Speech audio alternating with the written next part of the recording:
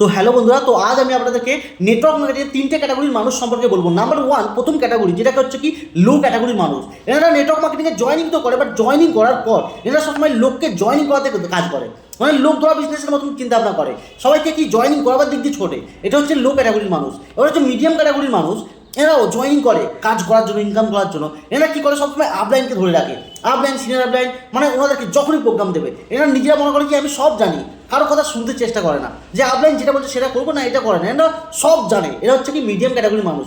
আর 3 নম্বর category হচ্ছে high ক্যাটাগরির মানুষ। এরা নিজেদেরকে স্বাভাবিক মনে করে, এনারা সিনিয়ররা যা বলে, আপডেটরা যা বলে সেটাই শোনে, সেটাই করে, আর সিস্টেমকে ফলো করে কাজ করে, নিজে থেকে দায়িত্ব নিয়ে কাজ করে, শেখার চেষ্টা করে, অনেক বেশি শেখার চেষ্টা করে, কারণ এনারা জানে এটা হচ্ছে শেখার বিজনেস। আর ধৈর্য ধরে সিস্টেমকে ফলো করে এনারা কাজ করে, আর এনারা হচ্ছে নেটওয়ার্ক মার্কেটিংয়ে সফলতা অর্জন করে এগিয়ে যায়। আর প্রথম দুটো ক্যাটাগরির মানুষ, যারা লোক জয়েন করার দিক দিয়ে ছোটে আর যারা মনে করে আমি সব জানি, এনারা কিন্তু সাকসেস হতে পারে না। এটাই হলো বাস্তব সত্য ডাইরেক্ট সেলিং ইন্ডাস্ট্রিতে সাকসেস হওয়ার জন্য।